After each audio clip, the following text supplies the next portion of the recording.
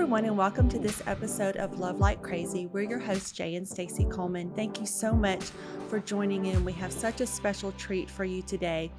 We are going to talk with Karen Ehman, who is the author of 14 books, including the New York bestseller, Keep It Shut. She is also a speaker for Proverbs 31 Ministries, and she has written for Encouragement for Today, also that reaches like 4 million women daily. And she's the mother of 3 adult children who are also now married, living in Michigan with her husband, Todd. And we are so excited to welcome her to the show. Well, before we jump into the show, I do want to take a moment and thank all of our listeners for being a part of this podcast. If you're enjoying this, make sure that you like, you subscribe, you share, you help us get the word out. Invite all your friends to be a part of this, as we're all about strengthening marriages and strengthening families. And I'm excited about this episode today. I know that you and Karen have known each other for some time. You've read all of her books. And it's been great. Karen, I appreciate you speaking into my wife's life and helping her in so many regards. It's great to have you with us today. Thank you for joining us. Well, thank you, Jay and Stacey. I'm happy to be here. Yes. Well, Karen, a few years back, you were able to come to our church, speak to our Journey Girls, which is our women's ministry, and we just had such a wonderful time. We had already done quite a few of your Bible studies, and have done more since. And we just love, we love your studies. We loved having you at our church. And then one of the ways that I described you to our women was I said, I had met you in person at the She Speaks conference. And I said, you just want to sit down and, bake cookies with Karen, because she's just it's like you just want to it's such a cozy, warm feeling to talk with you and be around you. Okay. So Karen, do you bake cookies? Yes, she does. Tell us about that. Won the blue ribbon at the county fair for my cookies. Wow. Okay. You can bake a cookie. Yeah, I love following you on social media and seeing all of your cooking tips. We joke on this podcast that cooking is not my favorite thing to do unless it's like a really simple recipe. So I truly admire you and your award-winning baking and all that you do. That is wonderful. So today we wanted to talk to you about one of the books that you've written, because you've written many books, but this one in particular is on marriage, and it's called Keep Showing Up. And I love the and I'm going to for those on YouTube, I'm going to show you the book. The subtitle says, How to Stay Crazy in Love When Your Love Drives You Crazy. And so that is a really interesting title of this book. So tell us a little bit of why you wrote it and why that title. Well, I wrote it because actually that statement is totally the truth about my marriage. My husband and I often joke that a dating site would never have matched us up because we are so polar opposites. And having somebody that's opposite is kind of cute at the beginning. Those things that endear you to them when you're dating are the things that later drive you up the wall. Yeah. And we just do not at all attack life in the same way. He zigs, I zag. We didn't agree a lot on how to parent our kids, how to hang the toilet paper on the toilet paper roll. I mean, just everything. We're so opposite, but we both very much loved the Lord, very much wanted to be in ministry. And so that spark of wanting to serve God together is what drew us together and what helped us to stay together.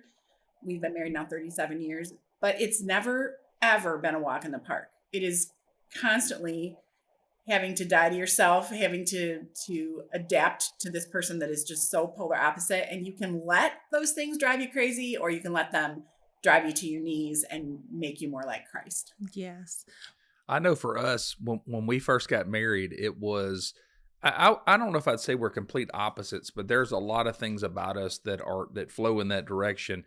The one thing that aggravated me the most was toothpaste. This is so She true. is a mangler with the tube of toothpaste, and I'm a roller from the bottom.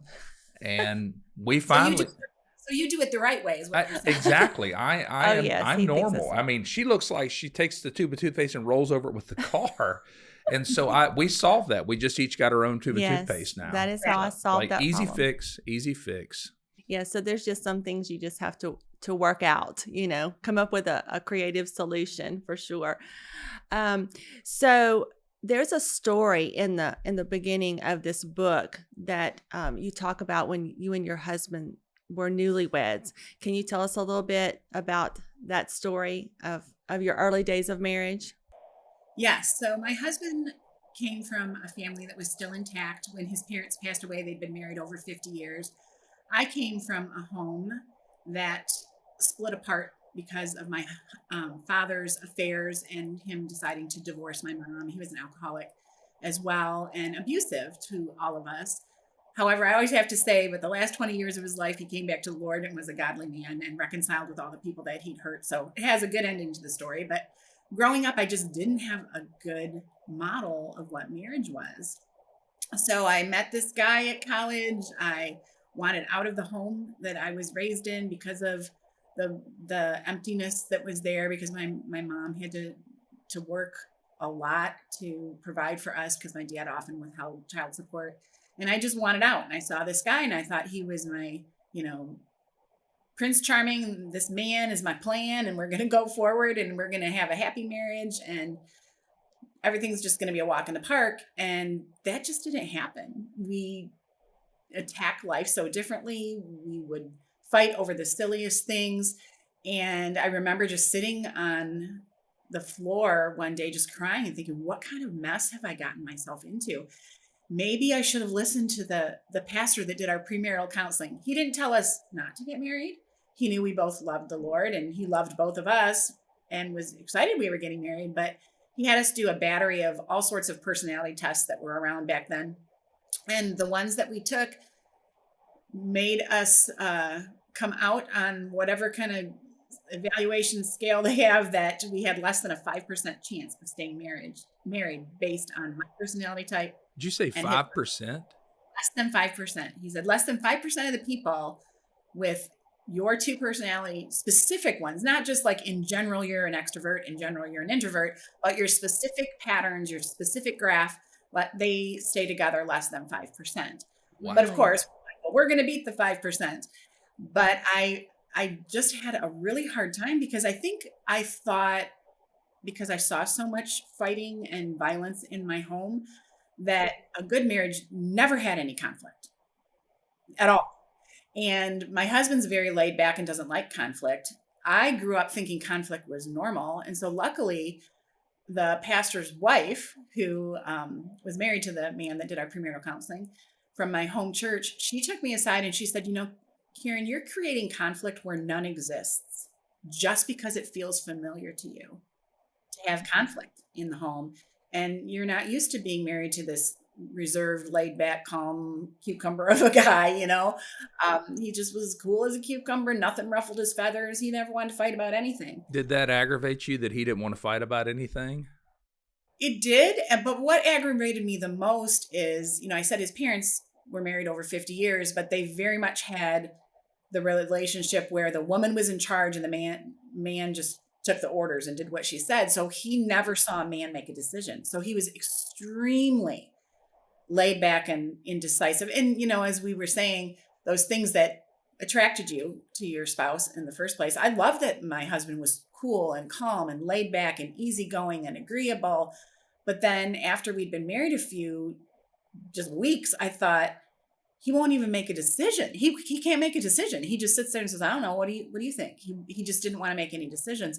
And he loved, because he's laid back and kind of introverted, he loved that I could talk. He said, you just make everybody feel comfortable. You talk to everybody from the bag boy at the grocery store to the president of the Christian college. I love how you can talk. But about 3 days into our honeymoon, he thought, is she ever going to stop talking? Guys, he has told me that if I pass away before he does, he's already decided what he's going to put on my tombstone. Oh my goodness. Can't wait to hear this. A period. Oh no. I'm talking. That's funny. He says, you have no periods in your language, Karen. There's like a comma or a semicolon, but there's always more to come, So he said, put a period. It is finished. She's done. Oh my goodness. Well, let me ask you this. The fact that he wouldn't make a decision or, just kind of lend in that, did you find that frustrating in the sense of, hey, I want this guy to lead? Because, what we talk about a lot within the church is we talk about men leading their family, leading spiritually, and all these types of things. And I've always told our guys, your wife wants you to lead your family. In that situation, did you find that, I'm going to use two words here, did you find it like frustrating or maybe even exhausting that he would not? It was exasperating. Okay. It was exasperating because even though I'm pretty decisive and pretty confident in making decisions, not all the time, but for the most part, I am. I know what I want. I know how to get it. I didn't want that to be that way in our marriage. I wanted him to lead. I wanted him to make the decisions and to be confident, but he was so afraid that he would make the wrong one that he was just like, analysis paralysis, right? He would overanalyze everything. And again, the opposite thing driving us crazy. It's like, he would say, ready, aim. Wait a minute, I got to aim. Am I aiming? I'm trying to aim. And I'm like, just fire already. And he would tease me and say, but you don't do ready, aim, fire. You go, ready, fire. Wait, was I supposed to aim? And so it bothered me. I wanted the decisions to be made, but I wanted him to make them. I wanted him to make them the way I would. And he was so afraid that he wouldn't make them the way that I would, that he just didn't make them at all. And so even if it was something super simple, like I would say, hey, your mom called today and she wants you to call her back and let her know if we're going to go there for the 4th of July or not. And I really don't care. I'm fine either way. I'm fine staying home. I'm fine going there. He would like overanalyze it for 2 days. Like, should we go or shouldn't we go? Is mom going to be mad if we don't go? But, maybe Kit, my nickname's Kit. Maybe Kit really wants to stay home, and maybe that would be better. He would agonize over whether we're going. And I'm like, flip a coin. I really don't care. But he just couldn't bring himself to, purchase things. He would analyze. I remember one time he was going to buy a bicycle. It took him all summer long to decide which bike between these two because he was so afraid one was going to have better gears or better brakes than the other one. He's much better now. He's gotten more confident over time. But I really do think a lot of it, a lot of why we do what we do is because of how we were raised, Yes. Not, being critical at all. But he did see that in his home, the husband never made any decisions. Well, his personality probably lent to that, but what was modeled for him is what he followed. Exactly. And here you were growing up in this home where it wasn't as settled and as stable, and you were looking for that. Yeah. You were looking for those decisions to be made and to be led, in that way. And so I'm assured it was very difficult and exhausting for you, for sure. Well, I know that a lot of times you talked about growing up in a household where there was conflict, and, a lot of times people, conflict's unavoidable. It's one of these things that just kind of happens. You put two people in an environment where they're together all the time, there's going to be conflict. What are some of the greatest areas that you see in marriage where maybe people tend to have conflict, and what are some of the ways they can work through it? And even is conflict a good thing? Yeah, I think often when you hear about marriage and conflict in marriage, people will say, oh, it's finances, or it's, sex, or it's raising the kids. But we really felt like all conflict in our marriage boiled down to one of three things. And those three things are emotional baggage from our past, which we were kind of talking about already. Also unmet expectations and untrue perceptions. And let me just give you an example of all of them. Like for the emotional baggage, I remember one day when I thought Todd would, I asked him if he knew about something and he said he didn't, but I thought he did. And I said, oh, come on, quit playing dumb with me. I didn't think anything of it. That's a phrase that they used in my house growing up, and I'm like, quit playing dumb with me. And then I noticed he was acting different the rest of the day, like a little aloof, a little bit like he was upset or offended or whatever. And I said, what's going on? Are you mad at me about something? And he said, well, I just really don't appreciate being called dumb. He has dyslexia. He struggled through school. He did feel dumb. He remembers being in 5th grade and having to walk the hall of shame down to the 3rd grade room for reading class because he wasn't up to reading level. And he's always been very sensitive that some emotional baggage he came into, brought into our marriage, that he doesn't like it if he feels called out. Like if I correct him, if he pronounces something wrong, he doesn't like that. Well, I didn't know that was his emotional baggage. He's sitting there with his suitcase, his baggage is closed. I don't know what's in it. And I just said a phrase that I always say, hey, don't play dumb with me. But because of that emotional baggage, we had conflict over. For example, or an example of an unmet expectation is, when I grew up, even though my father was not in the home, he still owned the house that we lived in. So he took care of it. And my dad can fix anything. Well, he could fix anything. He passed away recently, but he could fix anything. And my older brother could fix anything. And so I had this expectation that when we got married and the faucet started to drip, that my husband would fix it. And guess what? When we were married about 3 months, the faucet started to drip. And I said, are you going to fix that? And he said, well, who do I call? And I'm like, call? You go down to the hardware store and you get a washer. Oh, just let me do it. And I just did it myself because I had this expectation that he was going to know how to fix things, and he didn't. And then the untrue perceptions, that comes in a lot when we assign a motive that is not there when it comes to our spouse's, their behavior or, some action that they take. For example, I remember one time asking my husband to bring home some creamer. I was out of half and half and I wanted him to bring home some creamer. So he brought it home. He sat it on the counter. And I was highly offended because he brought home fat-free creamer. So I had this untrue perception that he thought, I wish you were a little more fat-free too. Or one time I remember being in the grocery store and we ran into somebody that my husband works with. He makes Cadillacs at the General Motors plant. And there's somebody that was on his line on the floor in the line that he is in. And we ran into this person at the grocery store. And he talked to him, chit-chatted, and I stood there and he never said a word about me, never introduced me. And I thought, oh, he wishes I were a little more fat-free and he's embarrassed to introduce me to this guy or this coworker.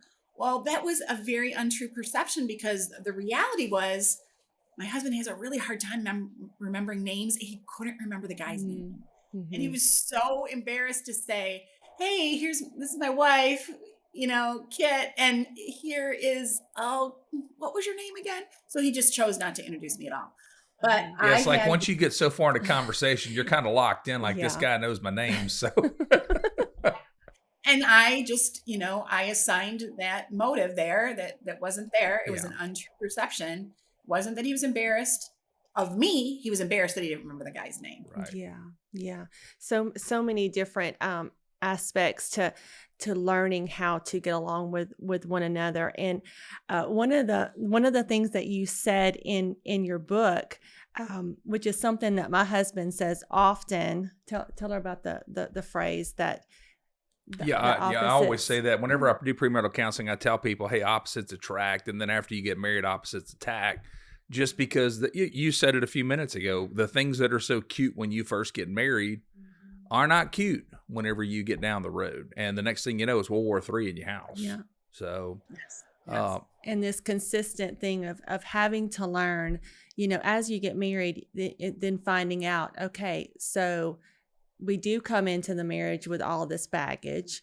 We have different perceptions, and just it ends up being misunderstandings towards each other, which causes that conflict. I do want to know one thing. You said that when the sink started dripping, you were like, I'll just fix it myself. Did you fix the sink?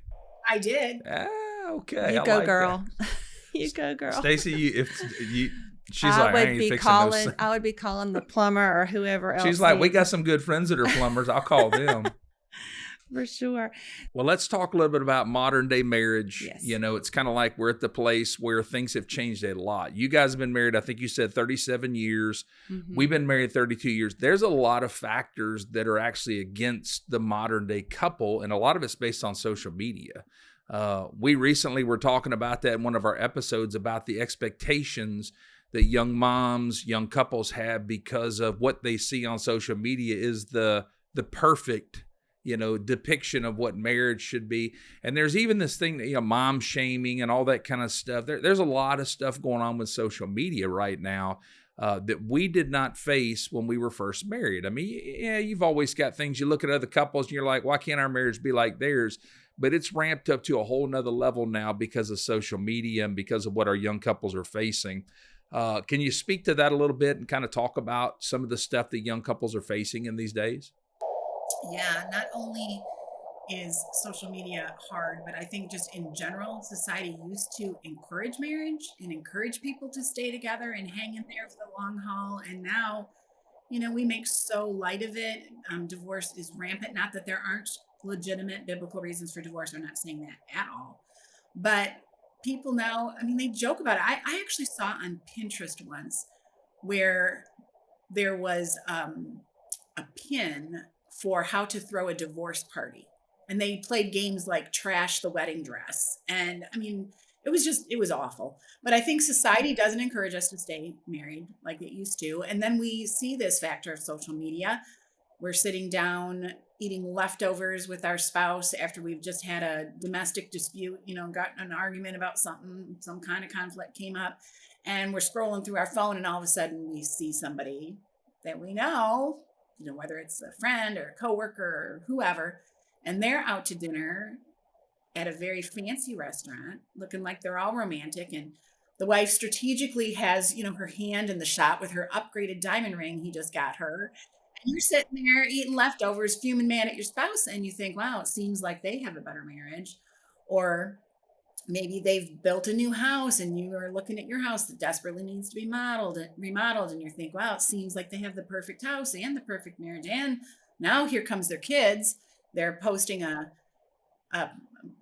picture of their child getting student of the month at the middle school. And about that time, your phone rings and it's your middle school calling to let you know that your son sits busted in the vice principal's office for a joke involving a substitute teacher and firecrackers that the principal didn't think was funny. Not that that's ever happened to anyone I know. Anyhow, it seems like everyone has a better marriage. It seems like their house is bigger. It seems like they're more romantic. I call it that we're coming apart at the seams. And I don't mean SEAMS, I mean SEEMS, because it seems like everyone else has it better than us. But we have to remember that people are not posting the reality of what's happening behind their four walls. They're posting the best.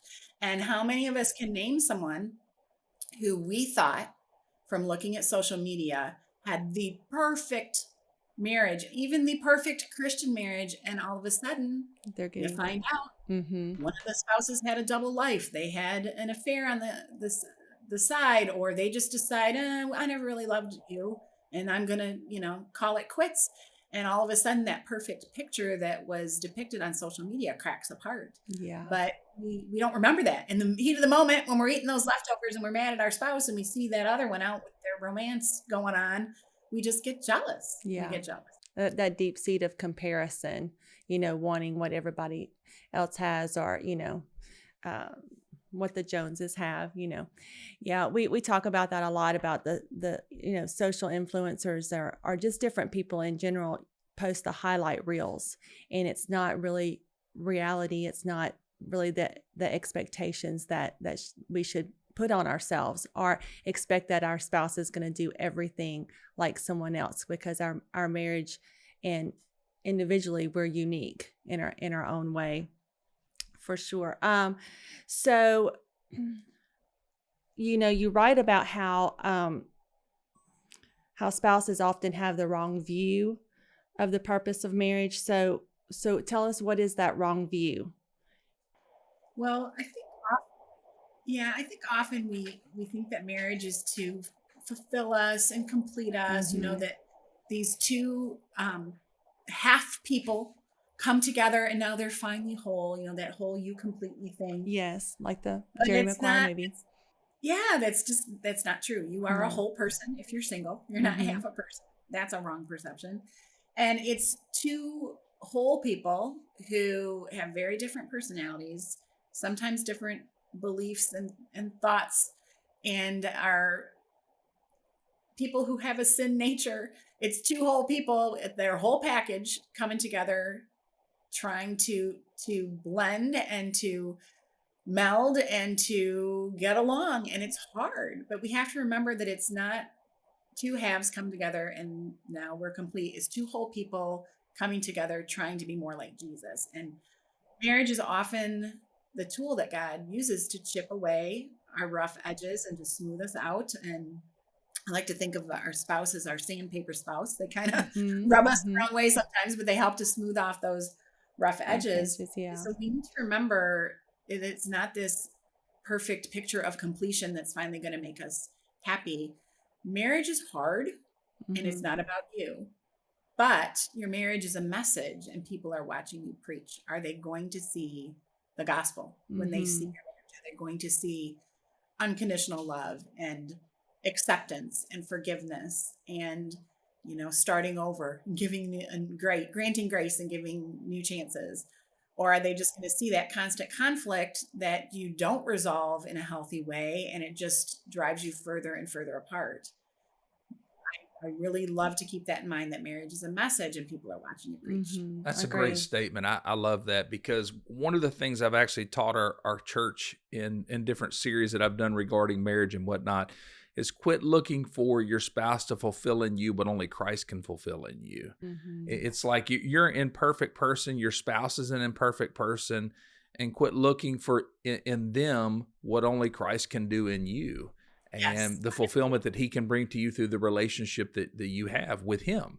So I was just going to say, not to interrupt you, but I actually had a friend say to me once when I was pouring out my heart to her about, you know, something Todd wasn't doing right. You know, she said, even the very best husband makes a very poor God. That's a good statement. I might steal that. Yeah. Quit expecting him to be God. He's your spouse. He's not your God. Yeah. Right. Only God can make you happy all the time. Only God can know your every thought and, you know, empathize with your every feeling, can, you know, meet your every need. Only God can do that. So quit trying to make your spouse your God, because even the best spouse makes a poor God. That's good. Well, now let me kind of turn the corner here, and I want to ask you a question on this, because it's, you know, couples you see like can begin to get bored in their marriage, and especially it's easy in this regard with, you talked about social media. You know, you look out there, you see everybody else is doing all this amazing stuff and you're seeing the highlight reels. So you think, well, our marriage is boring. Give us some advice. What can couples do to kind of keep that spice? You know, we've talked about this in past episodes before, but I'm curious what your thoughts are. Like, what can they do to kind of keep the spice in the marriage? Well, you know, it's funny. I'm probably going to give an answer that people aren't expecting. Because I think it's funny when I think back to when we were first married and the advice we were given, whether it was from couples who were married, our pastor and his wife, books we were reading on marriage that were Christian books. You know, so many of them talked about, you know, putting the spark back in your marriage and having regular date nights and, you know, maybe on Sunday nights sitting down and going over your schedule for the week and asking yourself, you know, what's your high point of the day? What's your low point of the day? All of those things can be helpful, but I'm telling you, what has kept me the most in love with my husband, and I know he would say the same thing, is together as a couple and also separately as individuals, encouraging each other and us together as a couple to find a ministry, to find something you're supposed to be doing by yourself, and to find a ministry as a couple together. I have watched my husband be a small group leader at our church. I've watched him. There was a period in his life where he did some mentorship with an at-risk elementary school child after school once a week. And I would bake cookies for this little boy. Baking them cookies. Yes. And I would pray for my husband as he spent time with him. And I would, you know, try to come up with little games for him to play with him. I would just cheer him on as he was pouring into this kid's life. And he's, you know, watched me as I've done ministry. Together, we've found ministry as a couple. There was an abuse shelter. My mom was an abused wife, and there was an abuse shelter that opened not too long ago in the big city near where we live. It's just about 15 minutes from us. And so we signed up to go and help there as a couple. And so my husband would help do just little maintenance jobs around the house that he could do, because now he does know how to change a washer. Thank goodness. But he would shovel the driveway, or he would sweep the floors. He would help, paint a room. I would go and I would help cook the meal for these women. They every Wednesday night had a Bible study, and then sometimes I would teach the Bible study. We would take our children with us, and our children and my husband would play with the kids of the moms that were in this halfway house.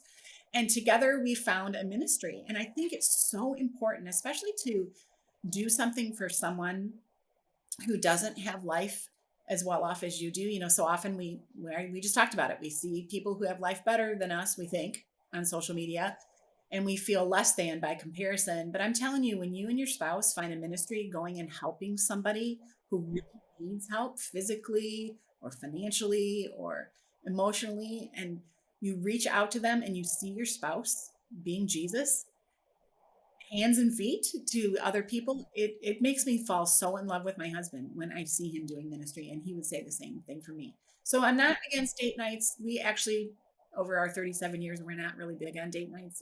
We were so busy raising our kids, and our kids were in so many sports. Our date night was sitting at the baseball game 45 minutes early while they were warming up. We would have a iced tea or a iced coffee and sit, and that was like our quick, let's get in a date night, because we were so busy. I'm not against those things, but I think finding your unique ministry that takes your skills and takes your interests and your passions and does something for someone less fortunate, I think is a real way to keep a spark in your marriage.